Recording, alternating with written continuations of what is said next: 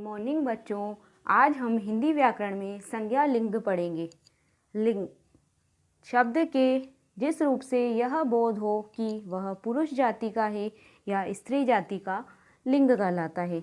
यहाँ कुछ चित्रों के माध्यम से उदाहरण दिखाए गए हैं। पिता, माता, बैल, गाय, छात्र, छात्रा, मोर, मोरनी। इन चित्रों में पिता, बैल, छात्र और मोर पुरुष सूचक हैं, यानी ये पुल्लिंग में गिने जाएंगे। माता, गाय, मोरनी, छात्रा ये स्त्री सूचक शब्द हैं, ये स्त्रीलिंग में गिने जाएंगे। इस प्रकार हिंदी भाषा में लिंग दो प्रकार के होते हैं। पहला हमारा होता है पुल्लिंग, दूसरा स्त्रीलिंग। पहला भेद हम पढ़ेंगे, पहला लिंग का पहला प्रकार हम पढ़ेंगे पुल्लिंग।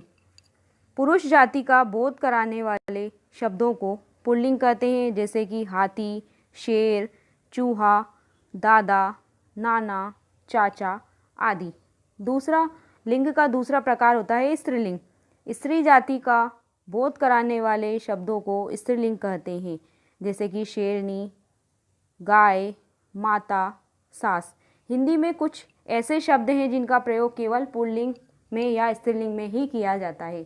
केवल पुल्लिंग यानी कि पुल्लिंग में जिसका प्रयोग हमेशा पुल्लिंग में किया जाता है: खरगोश, खटमल, भेड़िया, कौवा, कीड़ा, बाज, कछुआ, मच्छर आदि।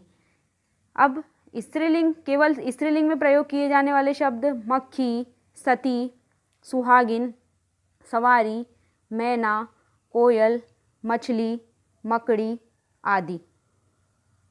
ऐसे शब्दों का लिंग परिवर्तन करते समय उसमें पहले नर या मादा लगा देते हैं, यानी इन शब्दों का जब हम लिंग परिवर्तन करेंगे तो पुल्लिंग में नर शब्द लगाएंगे और स्त्रीलिंग में मादा शब्द लगाकर इसका लिंग बदलेंगे। जैसे कि नर मक्खी, तो इसका हो जाएगा मादा मक्खी।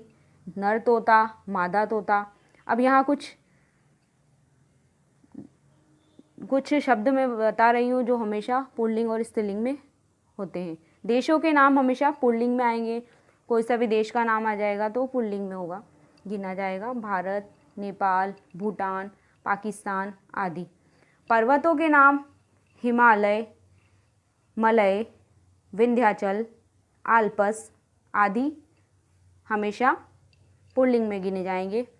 महाद्वीपों के नाम पुल्लिंग में गिने जाएंगे: एशिया, अफ्रीका, ऑस्ट्रेलिया आदि। भारतीय महीनों के नाम भी पुल्लिंग में गिने जाएंगे: चैत्र, वैशाख, ज्येष्ठ, श्रावण, आषाढ़ आदि। दिनों के नाम हमेशा पुल्लिंग में गिने जाएंगे: रविवार, सोमवार, मंगलवार आदि। आगे देखिए,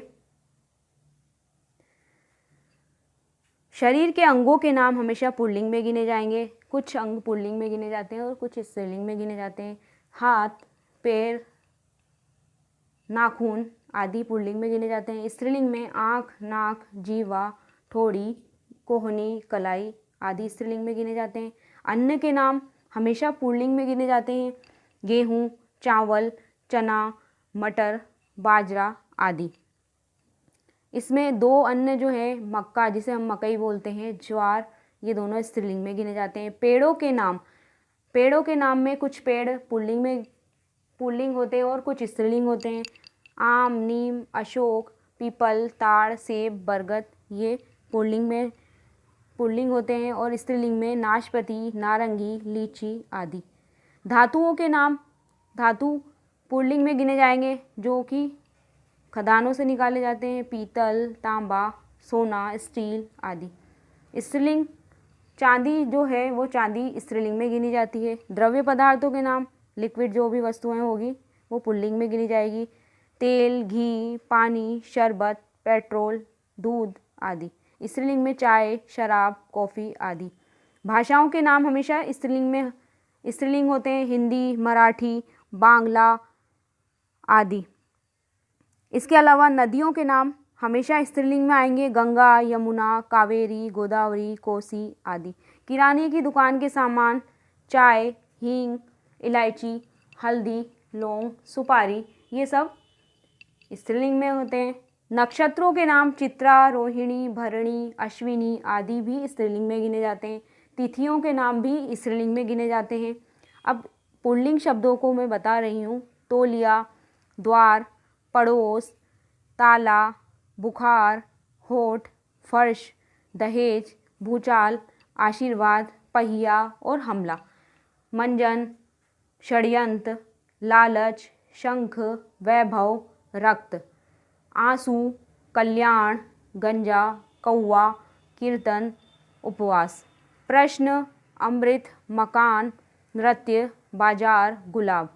घड़ा, डंडा, जुलूस, टिकट, छप्पर, चांटा। मित्र, कार्य, क्रोध, उपहार, सुख, पालन। ये सब शब्द पुल्लिंग होते हैं। आगे हम स्त्रीलिंग पढ़ेंगे।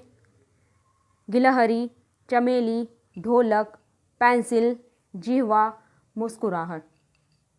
निराशा, फसल, मरम्मत, प्रतीक्षा, भीड़, बर्फ, गड़बड़, झंझट, छाया, जनता, घृणा, चाट। अहिंसा, खुशामद, ईर्ष्या, कसम, उमंग, आत्मा। टिकिया, दुनिया, तबीयत, थकावट, ध्वजा, ठंडक। हड़ताल, खबर, आग, कक्षा, अप्सरा, इंच। याचना, शपथ, लड़ाई, सुबह और व्याख्या। ये सारे शब्द स्त्रीलिंग में होते हैं। पुल्लिंग से स्त्रीलिंग बनाने के कुछ नियम होते हैं जो हम पढ़ेंगे। प्रत्ययों की, यानी कि पीछे जो शब्दों के अंत में जो शब्द जुड़ जाएंगे, संज्ञा शब्द, उसके द्वारा भी प्रत्ययों की सहायता से संज्ञाओं का लिंग परिवर्तन किया जा सकता है। पहला नियम हमारा है, कुछ अकारांत यानी जिसके अंत में अ हो, पुल्लिंग संज्ञाओं में ई लगाकर, ई की मात्रा लगाकर लिंग बदलते हैं। जैसे देव, देव में अ अंत में है तो देवी। पहाड़, पहाड़ी। कुछ दूसरा नियम है, कुछ अकारांत पुल्लिंग संज्ञाओं में ई की मात्रा लगाकर, बड़ी ई की मात्रा लगाकर लिंग बदलते हैं। लड़का, आ की मात्रा लगी हुई है, लड़की। चाचा, चाची, दादा, दादी। तीसरा नियम हमारा है, कुछ अकारांत पुल्लिंग संज्ञाओं में नी जोड़कर, बड़ी अकारांत शब्द है ये ऊंट, ऊंट में अ का साउंड सुनाई दे रहा है, अ की ध्वनि सुनाई दे रही है हमें। ऊंटनी, मोर, मोरनी, शेर, शेरनी।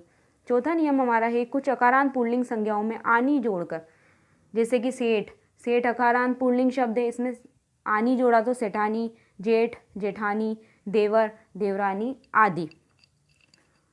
इकारांत को ई में, ई बड़ी ई को छोटी ई में बदलकर और नी जोड़कर लिंग बदलना। पापी, पापिनी, साथी, साथिनी, हाथी, हथिनी। व्यापार वाचक संज्ञा के अंतिम ई को इन में बदल देते हैं। व्यापार वाचक, जैसे कि धोबी कपड़े धोने का काम करता है तो ये व्यापार वाचक में आ गया। तेली, माली, तो इनमें इन शब्द, इन प्रत्यय को हम लगाकर लिंग बदलेंगे। धोबी, धोबीन, तेली, तेलीन, माली, मालिन आदि। उपनाम, यानी कि किसी का दूसरा नाम, यानी उसको दूसरे नाम से बुलाया जाता है, पुकारा जाता है, तो उसके आगे हम आइन शब्द जोड़कर लिंग बदलते हैं। पंडित, पंडिताइन, ठाकुर, ठाकुराइन, लाला, ललाइन आदि। अब कुछ शब्दों में लिंग रूप भिन्न होते हैं। ऐसे शब्दों को हम पुल्लिंग से स्त्रीलिंग बनाने के कुछ नियम, जिनके कोई नियम नहीं होते हैं, उन शब्दों को हम, जिनको पुल्लिंग से स्त्रीलिंग में बदलने के लिए कोई नियम नहीं होते, उसे हम पढ़ रहे हैं। कवि, कवित्री, पति, पत्नी, वीर, वीरांगना, भाई, भाभी, बैल, गाय, साहब, मेम, नर, नारी, आदमी, औरत। आगे देखिए, राजा, रानी, विद्वान, विदुषी, सम्राट, सम्राज्ञी, माता, पिता, माता, बाप, माँ, ताऊ, ताई, ससुर, सास, पुरुष, स्त्री।